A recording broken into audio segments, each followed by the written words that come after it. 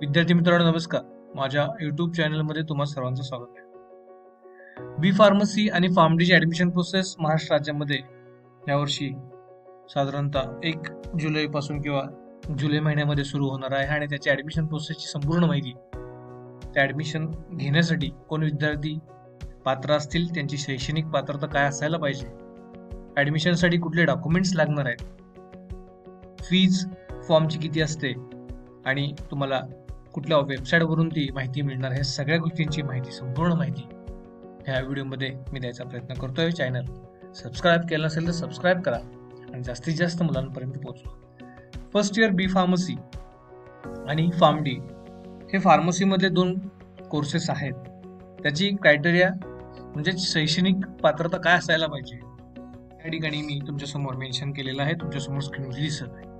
तुम्ही जर बी फार्मसीला ऍडमिशन घ्यायला इच्छुक असाल तर तो कोर्स आहे हा 4 वर्षांचा कोर्स आहे. त्याला 4 वर्ष लागतात तो कोर्स कम्प्लीट व्हायला आणि त्यासाठी विद्यार्थी 12वी सायन्समध्ये पास असणं आवश्यक आहे. मग त्याचा ए ग्रुप म्हणजेच PCM किंवा बी ग्रुप म्हणजेच PCB आणि त्याला 12वीला जो ग्रुप असेल म्हणजे सायन्सचे जे विषय आहेत त्याची टोटल जी आहे ती साधारणतः 45% पेक्षा जास्त ओपन कॅटेगरीसाठी, आणि स्टुडंट हा रिझर्व्ह कॅटेगरीचा असेल, SC ST NT VJDT OBC EWS ह्या कॅटेगरीचा विद्यार्थी जर असेल, त्याचे ग्रुपचे विषय जे आहेत त्याची टोटल 40% पाहिजे. म्हणजे ग्रुपचे मार्क्स कसे काढायचे तर त्याच्यासाठी मी तुम्हाला साधं एक एक्झाम्पल देतो की फिजिक्स, केमिस्ट्री आणि बायोलॉजी किंवा फिजिक्स, केमिस्ट्री आणि मॅथ्स ह्या तिन्ही विषयांचे मार्क्स जर तुम्ही बघितले तर ते 300 पैकी होतात. आणि 300 पैकी विद्यार्थ्याला बी फार्मसीला ऍडमिशन घेण्यासाठी तो जर ओपन कॅटेगरी विद्यार्थी असेल तर त्याला किमान 135 पेक्षा जास्त मार्क किंवा 135 मार्क असणं आवश्यक आहे. जर तो रिझर्व्ह कॅटेगरीमध्ये असेल तर त्याला 120 मार्क असणं आवश्यक आहे. तर आय होप तुम्हाला हे समजलं असेल. तर तुमची मार्कशीट बघा आणि मार्कशीटमध्ये तुमचे पर्सेंटेज किती होत आहे ते बघून घ्या. तुम्ही ओपन कॅटेगरीमध्ये असाल तर 45% पेक्षा जास्त ग्रुपला पाहिजेत, ओव्हरऑल पर्सेंटेज नाहीत. पालक आणि विद्यार्थी ह्यामध्ये कन्फ्यूज होतात की ते ओव्हरऑल पर्सेंटेज 60% असतात, पण मात्र त्याला ग्रुपला 35% किंवा 38%, 39% असतात, तर तो विद्यार्थी बी फार्मसीला पात्र होत नाही.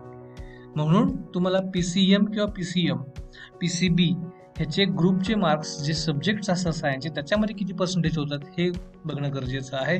आणि त्या विद्यार्थ्यानं महाराष्ट्रामध्ये जी CET घेतली जाते, एंट्रन्स CET, मग मॅथ्सची असू द्यात किंवा बायोलॉजीची असू द्यात, ती CET असणं आवश्यक आहे. मग काही स्टुडंट्स म्हणतात की सर मी 2022ला 12वी पासआउट आहे आणि माझ्याकडं त्याच वेळेचे CET दिलेलं मार्कशीट आहे, तर ते चालणार नाही डिअर स्टुडंट्स. त्यासाठी अत्यंत महत्त्वाचं आहे की तुमच्याकडं जे मार्कशीट आहे ते ह्याच वर्षी दिलेलं मार्कशीट असायला पाहिजे, म्हणजेच 2024 मध्येच दिलेली एंट्रन्स असणं आवश्यक आहे. मग काही विद्यार्थी म्हणतील सर मी एंट्रन्स दिलेलीच नाहीये पण मी नीट दिली ह्या वर्षाची, तर नीट सुद्धा चालू शकते. नीटचा जो तुमचा स्कोर असेल तो नॉन-झिरो स्कोर असायला पाहिजे, म्हणजे एंट्रन्स असेल ती पण 2024ची किंवा नीट एक्झाम 2024 हीच पात्र आहे. ह्या दोन्हीही एक्झामची व्हॅलिडिटी एका वर्षाचीच असते. त्यामुळं 12वी सायन्स 45 किंवा 40% कॅटेगरीप्रमाणे आणि एंट्रन्स किंवा नीट हे बी फार्मसीच्या 4 वर्षाच्या कोर्ससाठी ऍडमिशनसाठी अत्यंत गरजेचं आहे. तुम्ही फार्मडी बद्दल बोलाल तर फार्मडी हा 6 वर्षाचा कोर्स आहे. त्याच्यासाठी मात्र क्रायटेरिया वेगळा आहे. PCM किंवा PCB साठी 50% आणि रिझर्व्ह कॅटेगरीसाठी 50% ग्रुपचे मार्क्स आणि एंट्रन्स किंवा नीट याच्यावरती त्याचे ऍडमिशन्स होतात. खूप कमी कॉलेजेस महाराष्ट्रामध्ये आहेत आणि इंडियामध्ये या कोर्सला आता नवीन मान्यता मिळालेली आहे आणि याचे कॉलेजेस खूप कमी आहेत. तर तुम्ही ठरवू शकता बी फार्मसी घ्यायचं का फार्मडी घ्यायचं. हे बरंच त्याच्या एक्झामवर, त्याच्या सिलेबसवरती अवलंबून आहे. खूप विद्यार्थी कन्फ्यूज होतात की फार्मडी आणि डिप्लोमा फार्मसी ह्यामध्ये खूप फरक आहे. डिप्लोमा फार्मसी हा 2 वर्षाचा कोर्स आहे, फार्मडी हा 6 वर्षाचा कोर्स आहे. याची पालकांनी आणि विद्यार्थ्यांनी नोंद घ्यायची आहे. ऑफिशियल वेबसाईट कुठली तर तुमच्या समोर CETcell.mahacet.org ही जी ऑफिशियल वेबसाईट आहे त्या वेबसाईटवरतीच तुम्हाला सगळी इम्पॉर्टंट डेट्स, फॉर्म कधी भरायचा याची सगळी माहिती त्या ठिकाणी मिळून जाईल. आता राहिला प्रश्न डॉक्युमेंट्स कुठले कुठले लागतील. तर डिअर स्टुडंट्स, तुमच्या कॅटेगरीप्रमाणे मी तुमच्या समोर डॉक्युमेंट्स ओपन केलेले आहेत. तुम्ही ओपन आणि EWS मध्ये असेल तर तुम्हाला साधारणतः 11 डॉक्युमेंट्स लागत आहेत. तर हे फॉर्म भरताना असणं आवश्यक आहे.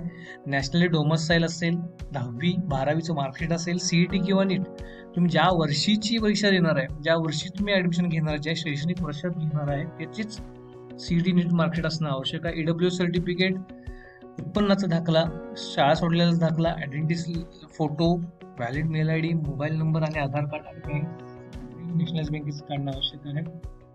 ओबीसी, एसबीसी, एनटी, व्हीजेडीटी ह्या कॅटेगरीमध्ये स्टुडंट्स येतात त्यांना ह्या ठिकाणी नॉन क्रिमिनल, कास्ट सर्टिफिकेट आणि कास्ट टू व्हॅलिड हे 3 एक्स्ट्रा डॉक्युमेंट्स आहेत ओपन पेक्षा, त्यामुळे हे 3 डॉक्युमेंट्स त्यांच्याकडे असणं आवश्यक आहे. पहिला प्रश्न एससी आणि एसटी कॅटेगरी स्टुडंटसाठी, तर त्यांच्यासाठी फक्त नॉन क्रिमिनल ही गोष्ट नाहीये, बाकी सगळे डॉक्युमेंट्स ओबीसी ह्या कॅटेगरी प्रमाणे किंवा एनटी, व्हीजेडीटी या कॅटेगरी प्रमाणेच आवश्यक आहेत ऍडमिशनसाठी. तुम्ही जर डिफेन्स मध्ये असाल, म्हणजे घरातलं कोणी माजी सैनिक असेल, जे रिटायर झालेले असेल, त्याचाही वेगळा कोटा असतो. अल्पसंख्याक असाल त्याचाही वेगळा कोटा असतो. आणि पर्सन विथ डिसेबिलिटी, जे तुम्ही फिजिकली हँडिकॅप असाल तर त्याचाही ऍडमिशन मध्ये तुम्हाला रँक मध्ये, मेरिट मध्ये बेनिफिट मिळून जातो. तर ह्याचा स्क्रीनशॉट काढून घ्या आणि तुम्हाला कुठले डॉक्युमेंट्स तुमच्या कॅटेगरी प्रमाणे लागतील हे असणं आवश्यक आहे. त्यानंतर पुढे जाऊयात आपण आता. सगळ्यात महत्त्वाचं म्हणजे काय आहे की तुम्हाला ही वेबसाईट आणि फॉर्म भरण्याची प्रोसेस ज्यावेळेस सुरू होईल त्याचा व्हिडिओ मी लवकरच रेकॉर्ड करायचा प्रयत्न करेन. तर चॅनल सबस्क्राईब करा आणि काय डाऊट्स असतील तर